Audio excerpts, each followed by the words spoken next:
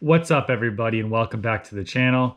I know I've talked about all the reasons why you should be parting out a car and selling the parts on eBay, but today I'm going to take a look at the downfalls of parting out cars in general. Not every aspect of parting out cars at your house is good, so today I'm going to touch base on all the negative things that I encounter when I do this. The first and biggest downfall of parting out cars in general is that it is not a quick way to make money. When you take apart a car, you do not just sell every part within a week or 2 weeks or even a month. There are times when you might have certain parts for over a year. If you're looking at this in a way that you're just going to get some parts cars and get the parts, and then in a month you'll sell everything and make a ton of money, it's not going to happen. There will be some parts that you sell quickly. There'll be a bunch of parts that you sell in a moderate time, and then there'll be a bunch of parts that sit around for a long time. A lot of those reasons why parts might sit around for a while is because you might have the prices too high, but some things just do not sell right away. On the Mercedes-Benz that I'm parting out, both side mirrors were in perfect working order and in good shape. I sold one within a month, and then I still have the other one for sale, and it's been over a year and a half. I have dropped the price a little bit, and I do have some watchers on it right now, but no one has bought it. So it's just an example of how something can sit around for a while. Luckily, a mirror is a pretty small piece. It fits in a nice little box, so it does not take up much room, but it still is here waiting to be sold. And that pretty much brings us to probably the second biggest downfall of parting out a car is having space. I know that I've said that you do not need a huge garage or a warehouse, but I did say those things would help. When you part out a car, you have to put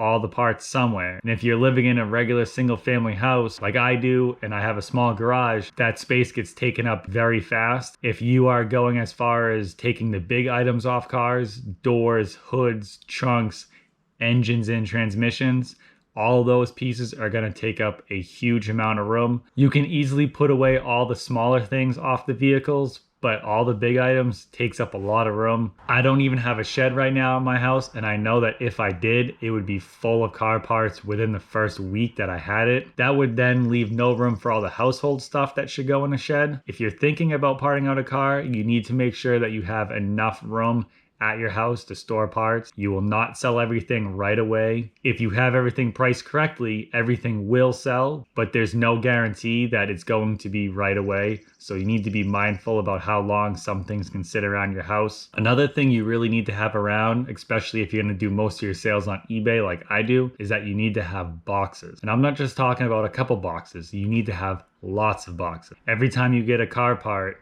or you take a part off a car, it's a different shape and a different size, which means that you need to have a lot of different size boxes for everything. I know that most of the shipping companies have their own flat rate boxes, but a lot of time parts won't fit in those boxes. Something like a headlight needs a pretty good size box. Fan assembly, radiator condenser all need tall, long, skinny boxes. Dashboards or center consoles all need pretty big size boxes. If you have a nice car with some nice wheels that you want to sell, those boxes are pretty big boxes. If you use boxes that aren't the right size, you'll just end up paying more for shipping than you really need to. You want to make sure you can put that part in the smallest box that you can fit it in. Most people buy a lot on Amazon, so if you're getting Amazon packages, just keep those boxes. There are grocery stores near me that save boxes that anybody can go in and grab. I work in a body shop, so we get parts in boxes all the time, so that's where I get all my boxes from. If any of you guys know body shops or mechanic shops that are ordering a lot of parts like that, I would consider talking to them to see if they will save boxes for you. It's an easy way to get free boxes. The more things you can get for free, the better. You also need to have bubble wrap. I save all the bubble wrap for my work. We don't end up throwing any of it away anymore. I take all of it home. Just one more thing where if you have to go to the store or buy it,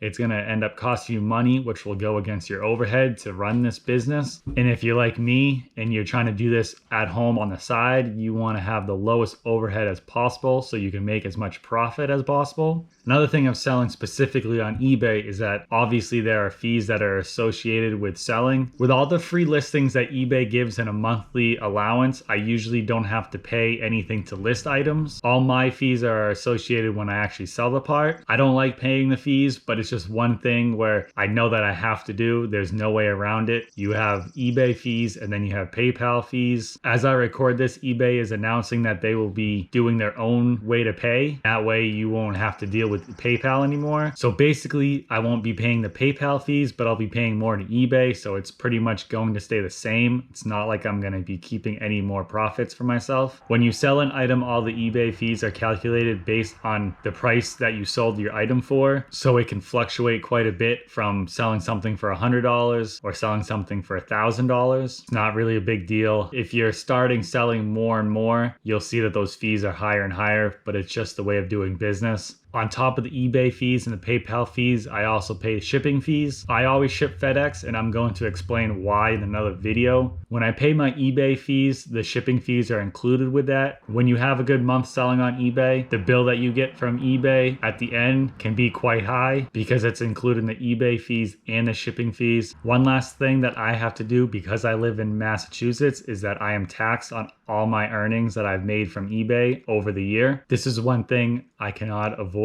PayPal sends the IRS a form saying how much I made, and so basically I have to pay taxes on it. This has only started in the last couple years. You never used to have to claim any of your income on eBay. It's quite unfortunate, but all I do is save money each month from my eBay sales, and I put that in a separate bank account. When tax times comes, I have enough to pay. If you're going to start selling on eBay, I would suggest looking up the laws about your state, because if you do have to pay taxes, you really need to be prepared for that. It would be unfortunate to sell a lot on eBay and then get hit with a big tax bill at the end of the year. So those are the biggest downfalls that I see about parting out cars and then selling them on eBay. For my personal business, the positives outweigh the negatives. And like I said, I've never not made a profit. So I'm going to continue doing this. I feel like it's something that you guys should know before you start parting out cars. I've seen a lot of videos on YouTube where people just talk about how much money they've made, or they talk about how much money they can make, and they don't actually show you what they sell the parts for. Just be aware that not everything you sell is for 100% profit. If you guys have any other questions or comments about the negative side of parting out cars, please leave a comment. If you want me to go further in depth on anything, please let me know. So that wraps up this video. If you like what you see, please subscribe. I'm going to keep putting out more videos. I'll see you next time.